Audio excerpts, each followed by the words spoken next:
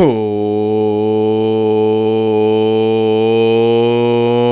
what's up, Philadelphia sports fans? I am Anthony Pinto.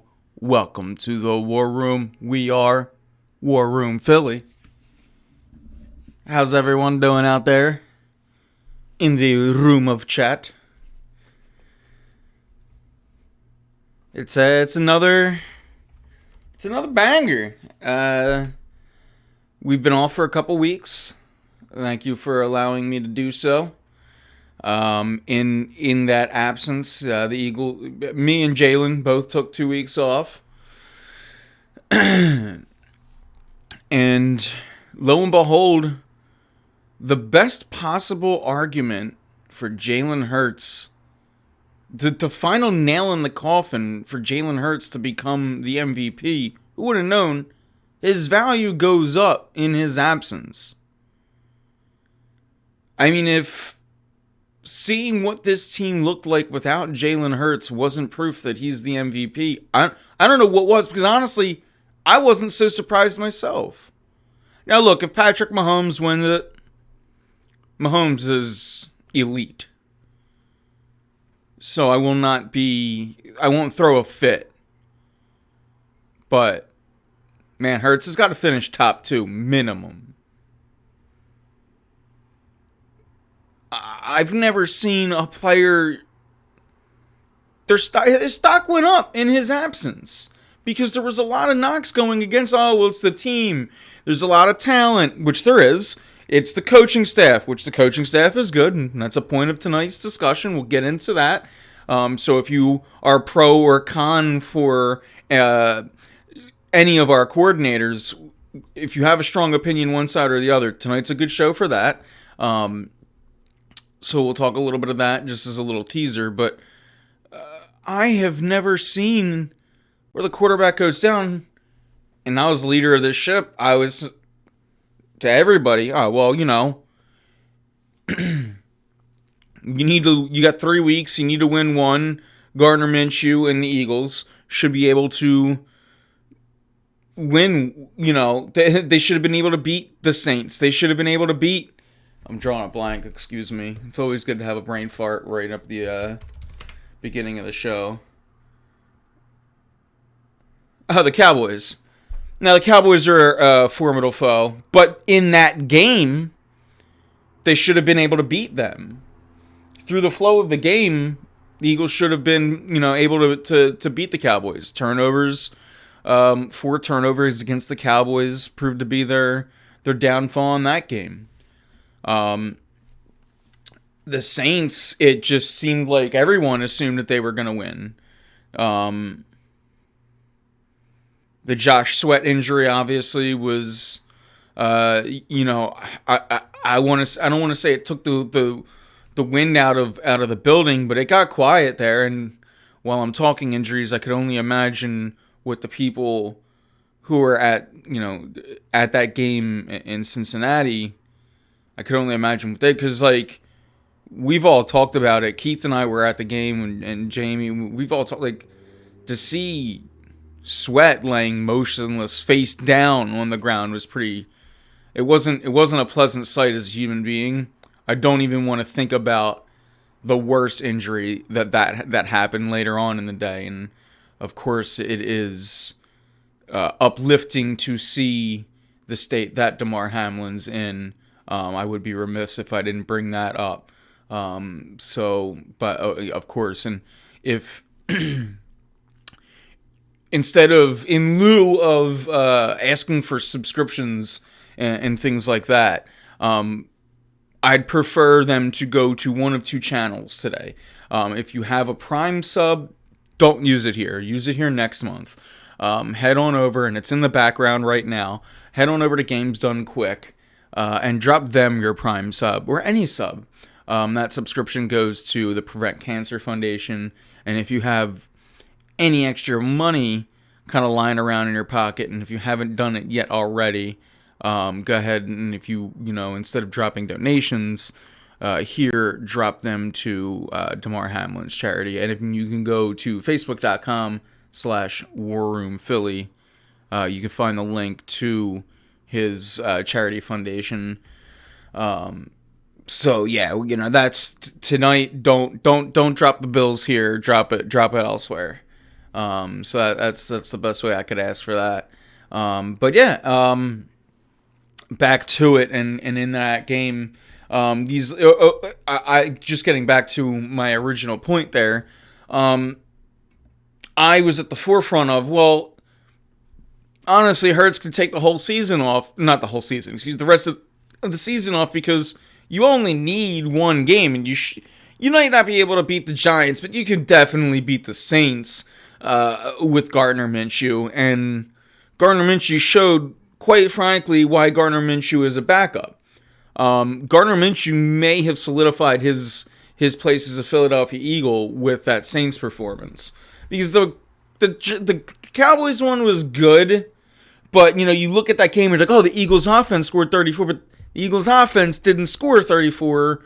You had that pick six in that game. The Eagles offense, if anything, left points on the board, obviously in the Saints game, but really in both of those games. And ultimately the turnovers on that offense, from the offense, led to the defense kind of being put in a tough spot, and that's why the total for the Cowboys was as great as it was. So again, like most, I would say most Eagles fans, I was right at the forefront going that they should be able to win, and even this game against the Giants, it looked like it kind of looked like the Eagles were in self-preservation mode and kind of took their opponent for granted. Jalen Hurts, I don't have the numbers up from this weekend.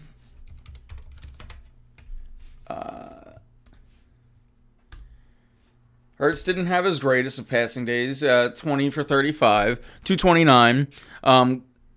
Had a touchdown pass called back.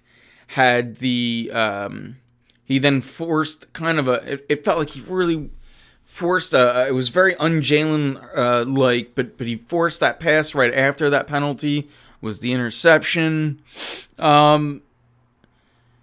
Jalen in particular looked like he was just in total self-preservation mode in that game. Didn't look as engaged as I would like him to. So I'm not. It's hard to kind of. It's hard to scout a quarterback that really. It doesn't look like he was giving it his all. If that's an indication of maybe his injury, then it's something to worry about.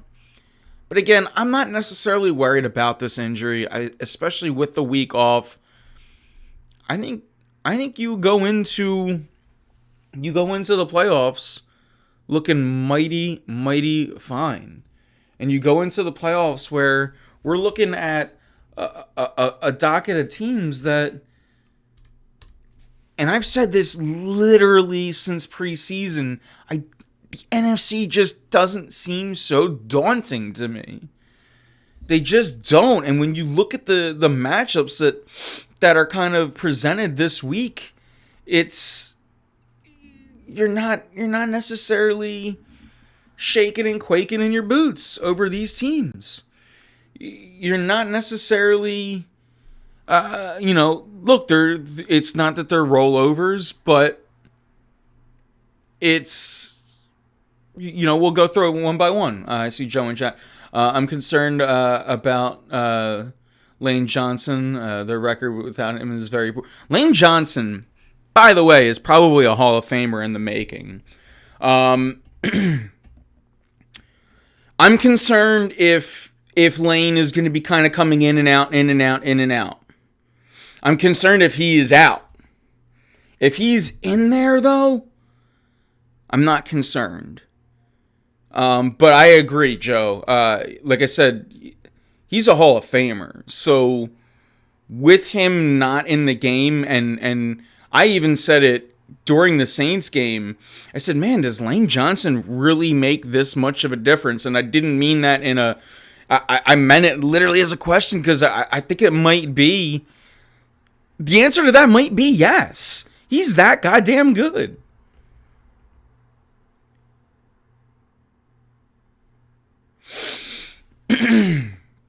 So we'll see. We'll see with the Lane Johnson. And it's funny you say that too, because someone asked me, and this is weeks ago, are you concerned about Jalen Hurts? And I said, I'm not concerned about Hurts' injury. I'm concerned about Lane Johnson's injury. So, yeah, I'm with you. The Lane injury is big, and the Lane injury, and look, every team's got to deal with it at this time of the year. The Eagles are just sort of quote-unquote fortunate to not have to deal with it, really until now, which is the time you don't want to have to deal with it. So we'll see. You get CJGJ back. Hopefully you can get Avonte Maddox, and that would free Gardner Johnson up to play just to play back there at safety. And in his words and mine, he's one of the best in the game right now. So I'd like to keep him kind of back there, because I also think Avonte Maddox is one of the best in the game in his right, in as far as slot cornerbacks go. Eagles versus San Fran 3 weeks from Sunday. I think, let me see here.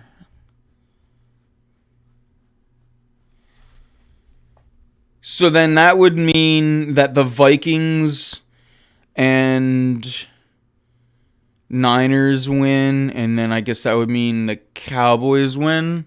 Is that how that's possible?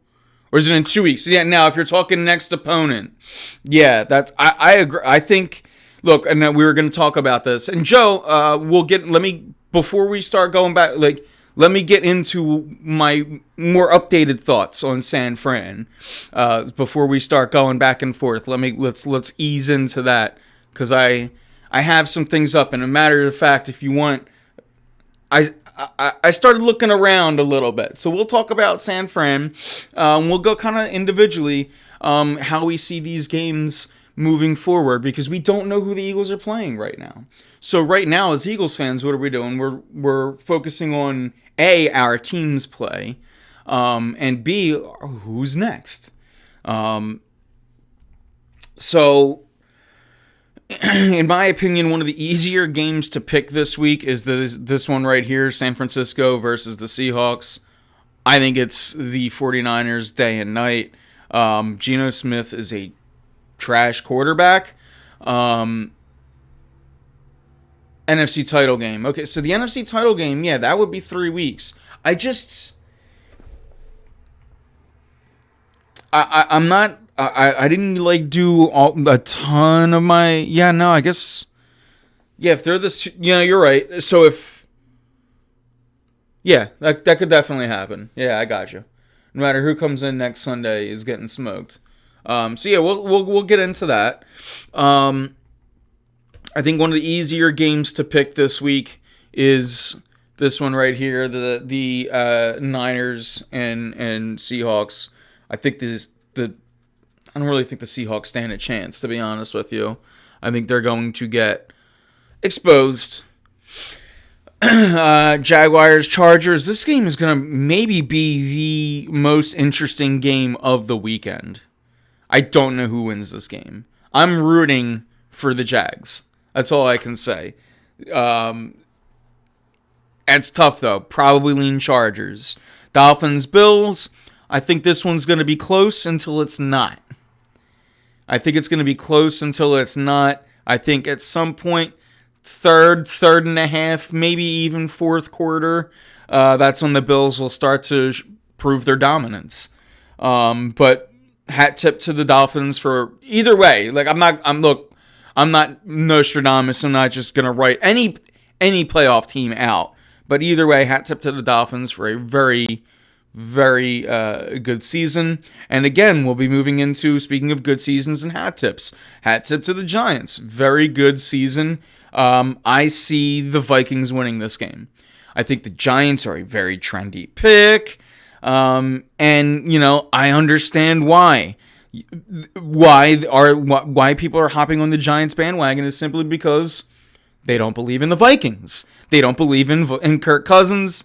I have kind of steadfast on the Vikings being one of the teams to beat in the East this year, and I'm still gonna stick with that. I think the Vikings will, for a week, silence some haters. They get that fake confidence that they usually do, and then when they have to play a real team, come week 2 in the playoffs, we'll see. But I think the Giants win that game. Ravens, Bengals. I don't even know if Ravens are going to have Lamar Jackson. Even if they do, Bengals. Bengals are a Super Bowl contender. Buccaneers, Cowboys. This is a really interesting game and a tale of two teams that are two teams within themselves. Tom Brady. If Tom Brady plays like Tom Brady, then the Buccaneers have a shot to go deep in the playoffs. That being said, they don't have they have a shell of a roster around them, and Tom Brady is playing like, well, his age is caught up to him. So, I take the Cowboys in that game, which would bring the Cowboys. That would bring the Cowboys here to Philadelphia, wouldn't it? If the Giants lose, that would bring the Cowboys on over to Philadelphia next week, and I say, bring it. Bring it. We've got some predictions for Joe. Joe goes 34-28 Jaguars, so we're on the same with that. And you have the Niners in a blowout. We're on the same with that. You have, and again, I'm not saying this a bad way, but you're on that trend with the Giants. Dare I say I'm rooting for it? I just don't see it happening. You got the Bills game being much more decisive than I do. But again, I think it's going to be close till it's not. I do think the Bills will probably 7 to 10 points minimum on that game. But you got a much bigger blowout than I do. 28-24. That's a very good prediction for the Cowboys-Bucks game. That's like, that feels like that. Like, you might even want to put money on that. That's a good prediction. Bengals 35, Ravens 21. I don't know even if Lamar Jackson's in, I don't know if the Ravens can put up that much. Cowboys were scoring with ease in Dallas. What up, poker in the rear? What up, Philly? What up, boys? But Cowboys were scoring with ease in Dallas. Yeah, we talked a bit about that Dallas game. You know, you can't just look at that Dallas game, but oh look, Dallas scored 40 points. I mean, the offense had 4 turnovers. I think one of them was a pick 6. The offense really left the defense in. It was a total team loss that game. Like, the offense kind of put them in a bit of a bad spot. So I kind of throw both of those games away, and either way, I think the Eagles are a better team than Dallas. So bring it. Absolutely bring it. But I want to get to how can anyone believe in Dallas after they lost to Sam Howell? Yeah, let me take a sip real quick.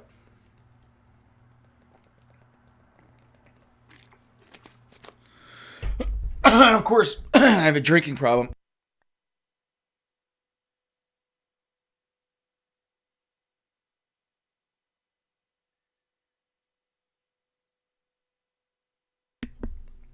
I died a little. But yeah, I think that all season long I've said that there are 2 competitors for the Eagles in the East. I said that those 2 teams were the Cowboys and the Vikings, and I was right there. Where I was wrong, and I'm only willing to admit it right here, right now. Where I was wrong was I wrote off time and time again the San Francisco 49ers. And dare I say, looking at this team right now going into the playoffs, they're our number 1 threat. I think that outside of the Eagles, even with a third string rookie, you look up what he's done, and I'd be a fool if I didn't take them seriously. I'd be a fool if I didn't take them seriously. You look at it, and since coming in against that Dolphins, 2 touchdowns, 1 interception. 2 touchdowns against the Buccaneers, no interceptions. Against the Seahawks, 2 touchdowns, no interceptions. Against the Commanders, 2 touchdowns, 1 interception. Against the Raiders, 2 touchdowns, 1 interception. Against the Cardinals, 3 touchdowns, no interceptions. And that offense is scoring points, and I would be silly to not acknowledge it. So while I think it may have even been the last show, I had a very different attitude. Sometimes you take a step back and you realize you were a little wrong. That being said, the Eagles, and this is not because I bleed green, the Eagles are the class of the NFC. Now it's time for them to go out there and prove it. You're right, Joe. Yes. You get one of those this show. You absolutely get one. I still think the Eagles are leaps and bounds the better team. And I still stand by that I'm going to respect the Giants. Excuse me, I'm not going to respect the Giants. I'm going to respect the Cowboys and the Vikings as opponents if they do come into town. But weirdly, I know what their 2 quarterbacks do in the playoffs. They, like me earlier on the water, they start to choke. I don't know what that Brock Purdy guy can do. So weirdly, while he's possibly the weakness of the team, he could be a strength. Speaking of choking.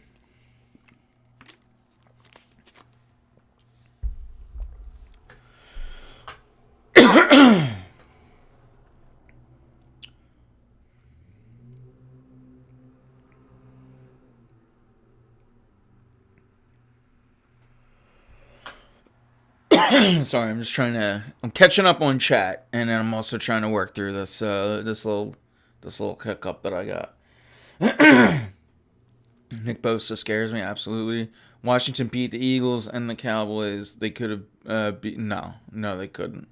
Respectfully, poker, no, they couldn't. Washington didn't beat the Eagles, by the way. The Eagles beat the Eagles. Dang, man, me and Nick right at you at the same time with it. The Eagles beat themselves in that game. 4 turnovers, just like just like against the Cowboys. 4 turnovers. I don't mean to sound like a homer, but the Eagles lost, and with a little help from our zebra friends as well as a few of the worst calls of the season. Joe, now me and chat are teaming up against you, poker. I'm sorry. I don't mean to do it to you like this. The fix was in that game. Yo, it felt like it.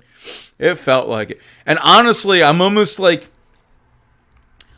little relieved that we lost a couple games with the Gardner Minshew down the stretch, right? Because could you imagine if that was the only game we lost this season? Now, first off, I'm talking regular season. I'm not moving down the road. But even still, if that was the one game that ruined the whole perfect thing, that would have felt weird. That being said, I don't care about perfection. I just want to win that trophy. And this is what it's now about. And just a couple things. First things first. Can we just talk about 2 wide receivers in the NFL because these two, I'm trying to look. I'm buying my time here. Hold on.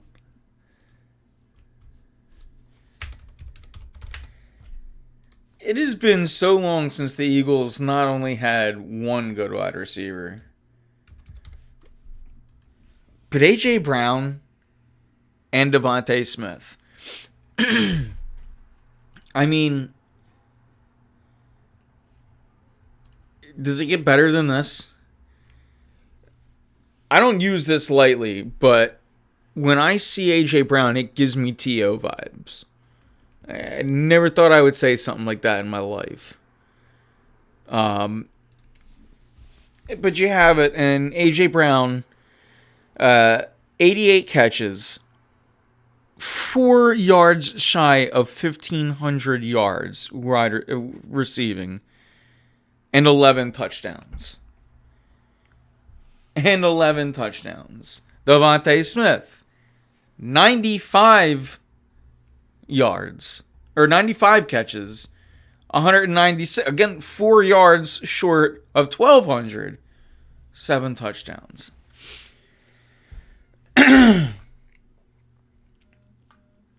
We as Eagles fans, in particular, if you're honestly, even if you're older, we've seen T.O.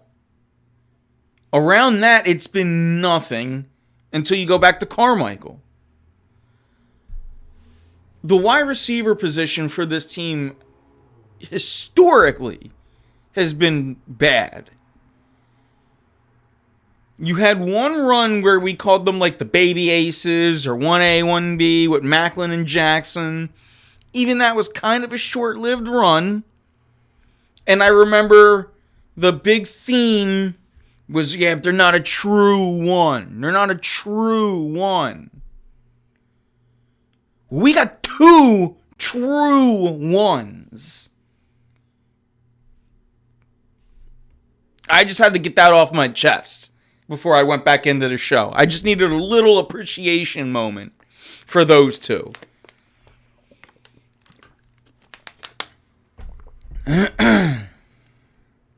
Does anyone care about the 16-0 Patriots? Yeah,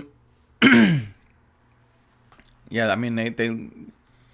That's why I said I'm not really. That was just that was a whole grand thing, but I don't want to think too far up the road either. So, but yeah, I witnessed Pigston, Thrash, JJ, and Rager. I mean, and there's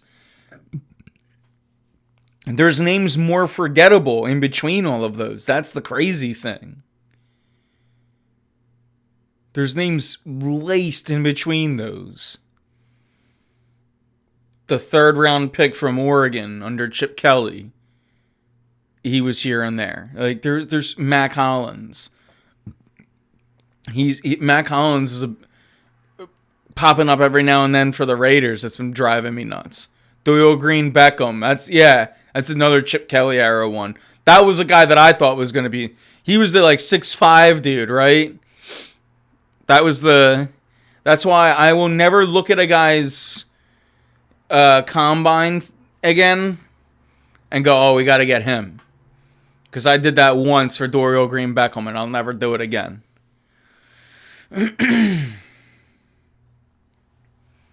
Yeah, Riley Racist. Riley Cooper.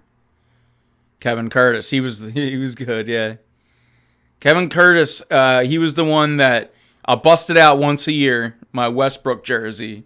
But when they wore those yellow and blues, he had his day against the Lions, right? That was his biggest game as an Eagle, Kevin Curtis.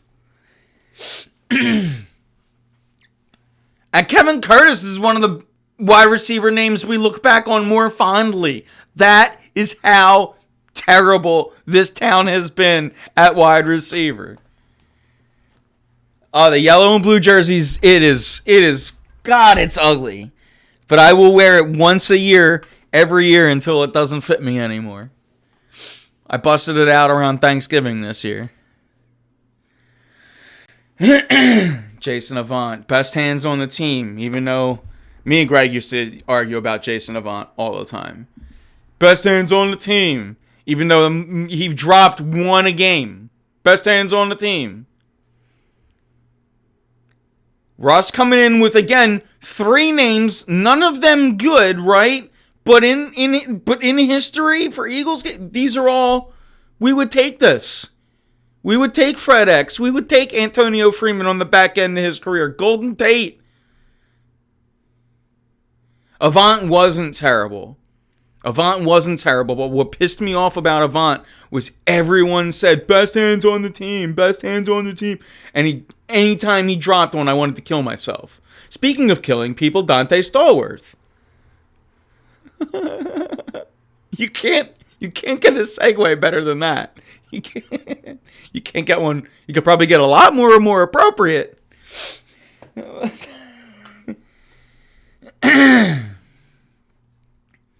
Andy Reid has to be blamed for a lot of that. Andy Reid never wanted to put the young guys in. You could definitely say that. Outside of that, if he was in control of bringing wide receivers in, yeah, I agree.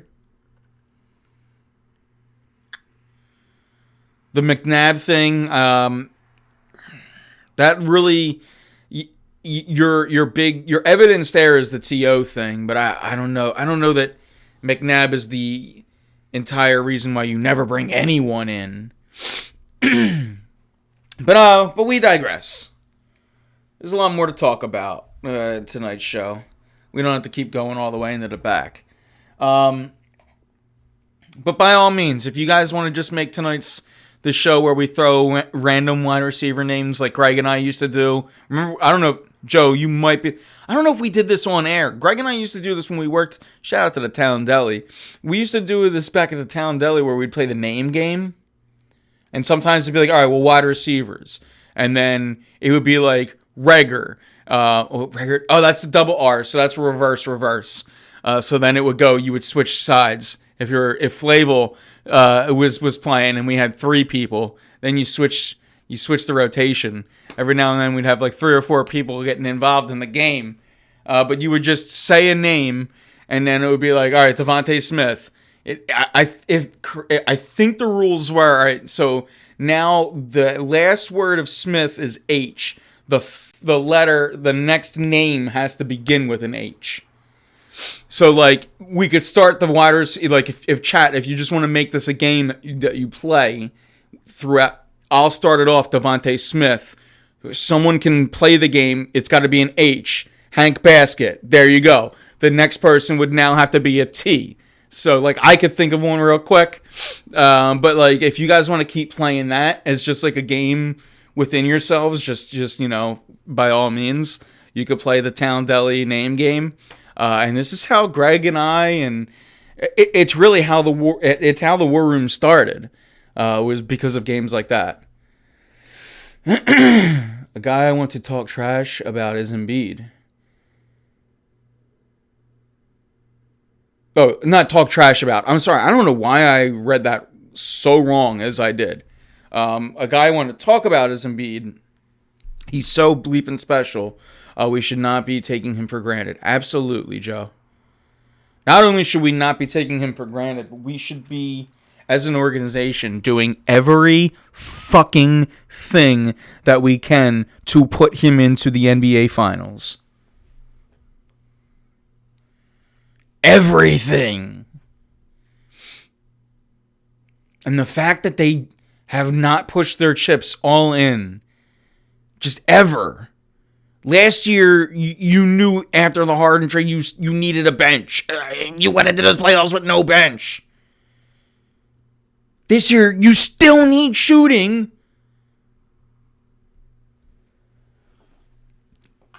But yeah, both Embiid and Harden put up some special numbers last night. Harden's been putting up triple doubles like they're nothing.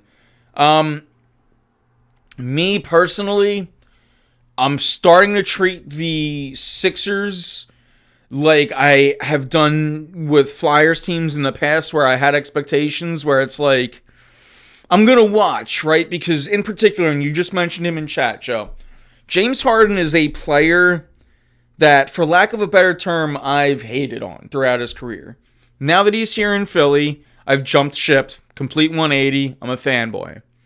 And while I'm fanboying, I'm also, you go back and you look, and just like I did with San Fran, every now and then I look back and okay, I think I was wrong. And now with all that in mind, I realize that this is by no means James Harden in his prime, but I just want to watch every minute that I can of James Harden to soak in greatness. Because what he does on the court is special.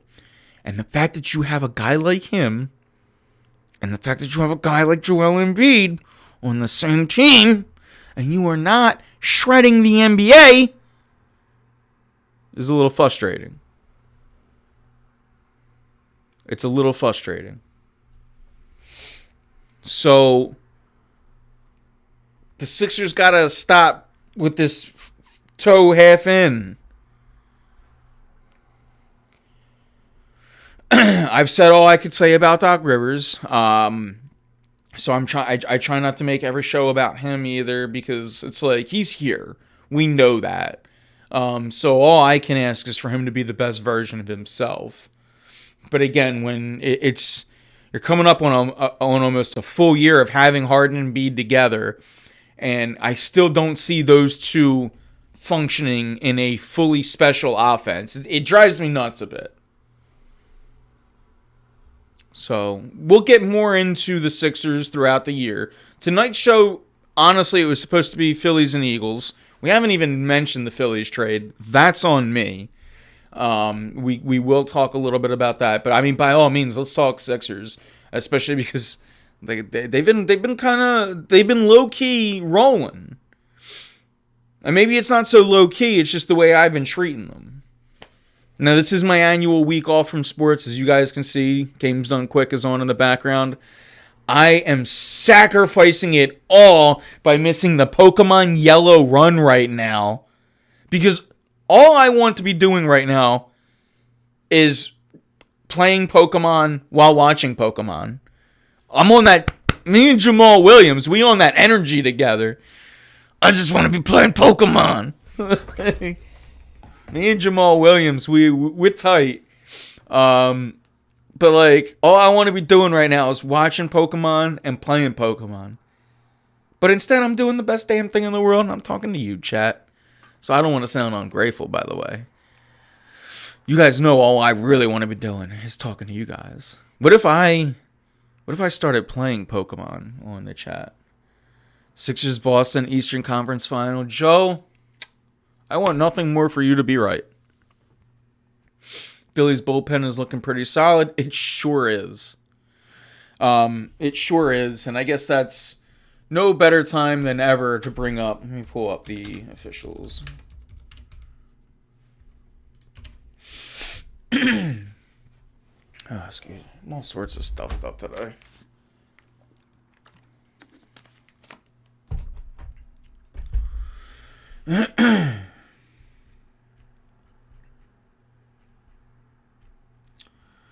So, Phillies land Gregory Soto. And they also, so no, not that Soto, but yes, that Clemens. Cody Clemens, yes, Roger Clemens' son, Cody Clemens, comes in the deal.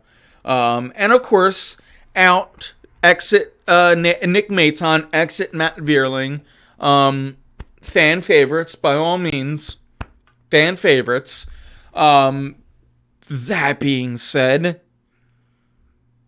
and I mean this with no disrespect, because here's what's not replaceable for those guys. Let me start with the good, because I'm gonna say something that sounds mean, but I don't mean it to be mean.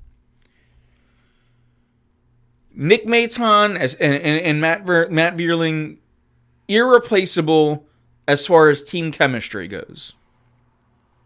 Irreplaceable. That being said, it's not 2022 anymore.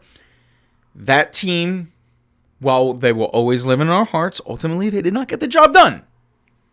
In 2023, the objective is to get the job done. You're going to sacrifice some, especially in the short term, some locker room chemistry. You're going to bring in talent. What did you need in that in that run? What did the Astros have over you in spades? They had bullpen.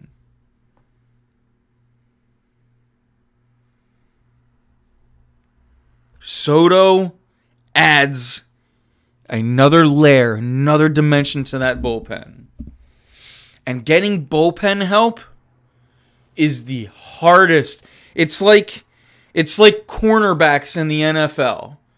It's rare that a James Bradbury just whoop, falls out of the sky and lands on your team, but it happened this year, and here it is. Bloop. Soto just, you had to work for it a little harder. He didn't come for free. But that's why Nick Maton and Matt Vierling, you can sacrifice those guys. Because getting left-handed bullpen help that can throw gas, that's hard to find. It's hard to find. By the way, Cody Clemens, I think, has the potential to be a very solid bench piece on this team. So really, you just have to go out there and find a center fielder. A backup center fielder. Now, I can't throw worth a shit, but I could still track down a ball, I bet. If they really need a defensive, replacement. Ben Revere has a all-star arm compared to mine. But I could track it better than Ben. I won that Aaron Rowan game. Ball goes up, I'm getting to it.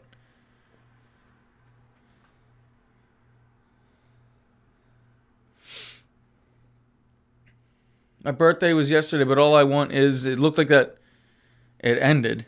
What do you want? But also, happy birthday, Joe. Happy birthday. Let me see something. Let me see something real quick.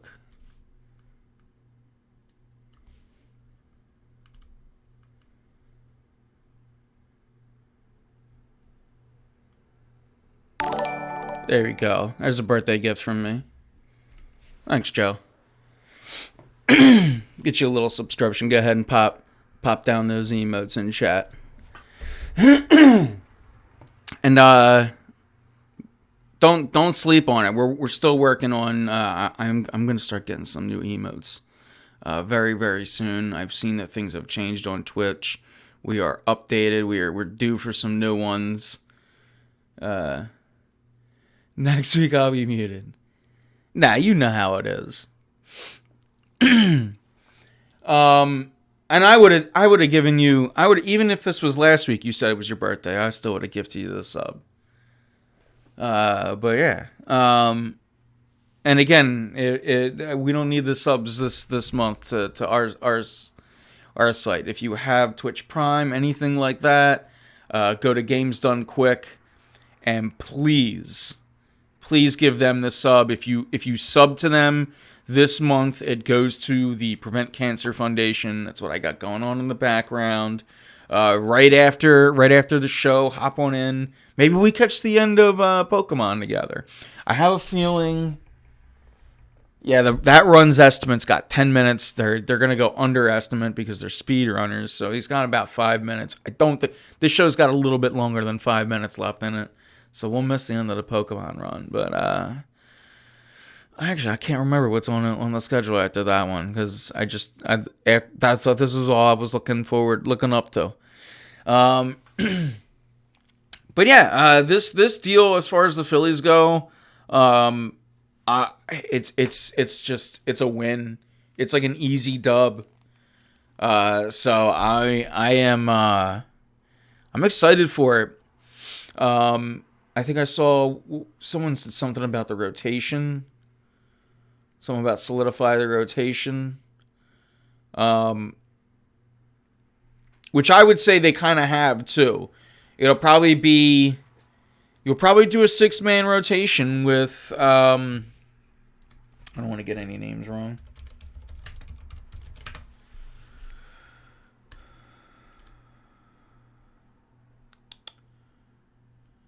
You'll have Wheeler, Nola, Suarez, Taijuan Walker, and then you'll probably have Bailey Falter and Andrew Painter.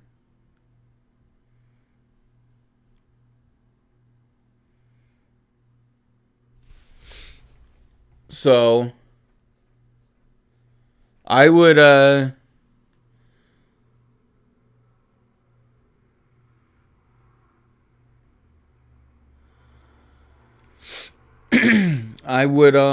let's kind of I don't know that they even need it.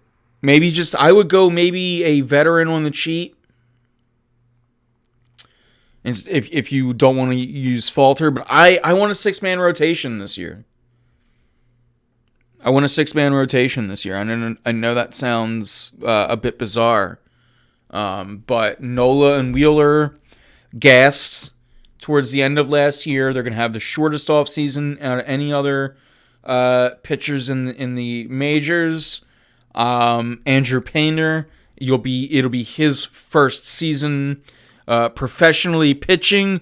I want him to be able to pitch into the playoffs. I want a 6-man rotation this year. So if you don't want Bailey Falter to be a part of that 6-man rotation too, again, then I'm listening. I'm here and I'm listening, and I still wouldn't mind someone on the cheap.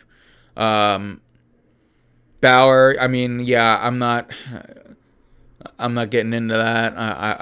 I'm cool with not getting into that. I'm not gonna say I don't want to double Herrera, but then be okay with Bauer because he has alleged talent.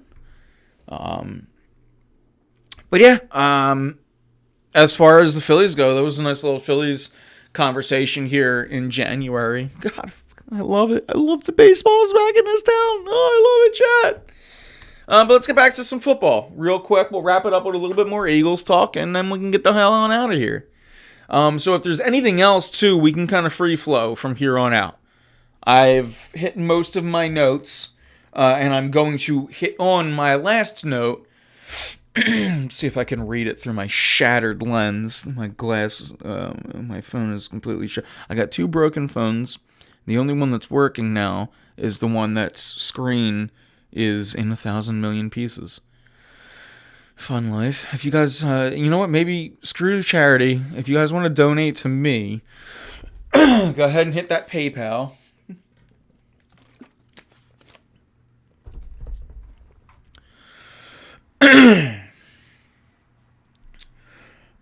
Excuse me. So I wrote this while I was driving. Don't text and drive. Let me see. Let me try to work through this. My notes are: coordinators are getting no love in this town. The team went 14-3. Look at, for example, 2 teams right here within our division. Look at the Giants. The Giants are a team with, and I don't mean this with disrespect, lesser talent. They're in the playoffs. Why? Because of very good coaching, in my opinion. The Cowboys are a team with as much, give or take, talent than the Eagles. Is anybody taking the Cowboys seriously to make a playoff run?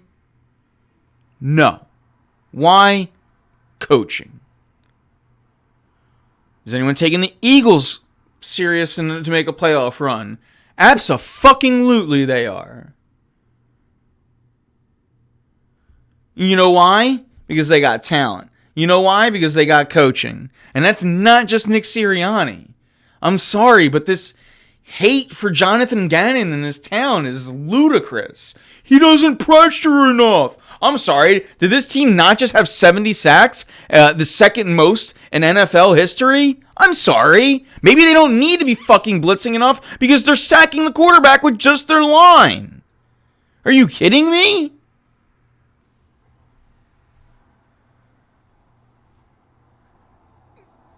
The fact that Jonathan Gannon is under... Like, if you polled Philadelphia Eagles fans, do you want him back next year?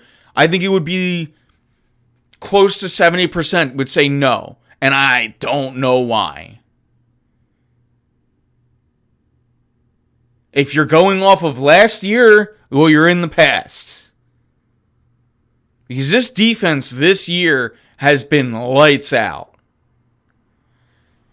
And I hate to break it to you, in the modern day NFL, teams are going to score against your defense, even if they're the best in the league. For instance, just so happen to have every score up for the San Francisco 49ers in front of me. Honest to God, this part wasn't planned. This was because I was doing Brock Purdy homework. In my opinion, the only other defense, at least in the NFC, that can compare to the Eagles is the San Francisco 49ers. Let's go through some totals. And now off the bat, my argument doesn't look good. 7, 11, 9, 15. That's some pretty gaudy numbers out of that defense. That's also very early in the season. 28 points. The Falcons put up 28 points against that defense. The Chiefs put up 44 points. Oh, and by the way, let me go back and clarify those opponents. Seahawks, 7. Broncos, 11 in a win. Rams, 9. Panthers, 15. So it's not like they were playing elite offenses either. So again, this is the best defense, in my opinion, in the NFL, or at least in the NFC. The only one that can compare to the Eagles. 30 or 14 again against the Rams. 16. 10 against the Cardinals. Man, this team, you want to talk about teams that have had an easy schedule. The 49ers have had a kind of an easy schedule. Shut out the Saints. 17 against the Dolphins. 7 against the Bucks. 20 points, Commanders. 34, the Raiders. This, even the best defense has had games where they have crooked numbers put up against them. This is the modern day NFL. So for people to be like, oh, the Eagles lost that game because of Jonathan Gannon against the Saints. Dude, the Saints, they let up, 13 points to the Saints. 13 points is a win in the modern day NFL. So, again, this, especially for Jonathan Gannon, I don't understand the hate. And again, the Shane Steichen thing, for people to be let him go. They don't run the ball every damn time. This offense is, we talked about the wide receiver numbers, and again, they're talented. But you can only get so far off of sheer talent. Look at the Cowboys. That's my example. So, I don't know. I chat. You guys want quiet? Am I not interesting, or? I mean, I don't know. I just. I know it's an unpopular opinion, but I think that the coordinators in this town deserve a little more credit, and this entire coaching staff. And man, I hope they continue to earn that credit, because I do think that this upcoming run, I think it's going to be it's pretty primed to be a special one. The NFC is down. Not only is the NFC down, it runs through Philly. Your team, for the most part, is pretty healthy. Lane Johnson's a big one. You still don't necessarily know what you're getting out of Hurts. Although, the blind optimist that maybe I am, I think he'll be fine. I think that this offense comes out, and I think they look explosive. I think that this team has been in a bit of self-preservation mode, and we might not like that right now, but we didn't like that in preseason, right? But then in that self-preservation mode blossomed into a 14-1, 15-1 with Jalen records. 15-1 record with Jalen Hurts as your starter this year. I mean, I like to be nervous as anybody, but how do you not have a little bit of confidence as an Eagles fan going into the playoffs? 15-1.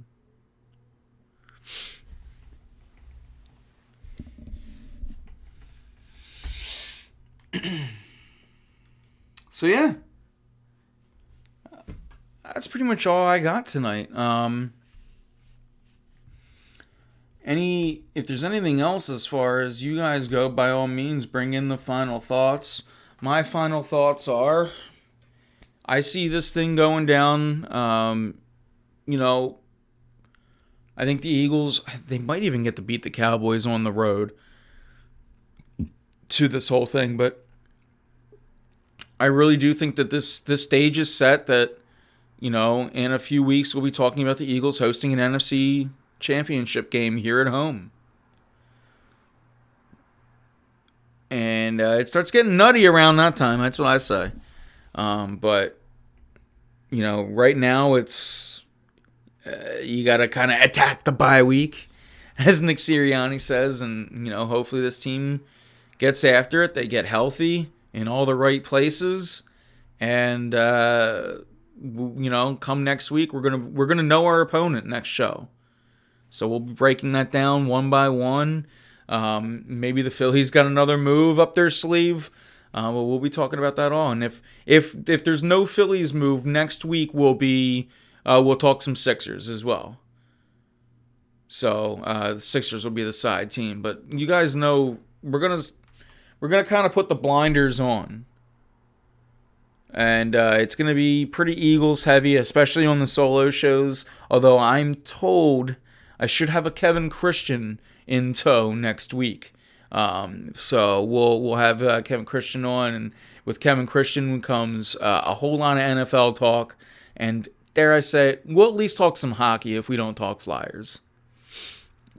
So we'll get into it. But again, guys, the best thing you can do is make sure notifications are turned on right here. The second best thing you can do is follow Facebook.com/WarRoomPhilly. Follow us everywhere, all over the socials.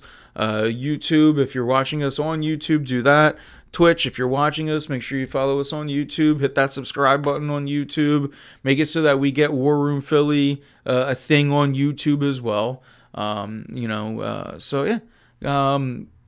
As far as anything else, we'll be back next Wednesday. We will know who the Eagles are facing, and we'll be getting after it. So I want to thank you guys all for tuning in. And by the way, Happy New Year's. We really haven't talked about that. It's the first show of the new year, first show of 2023. But yeah, with all of that, thank you guys all for tuning in, both live and on demand. With that, I am Anthony Pinto, and we are out of here.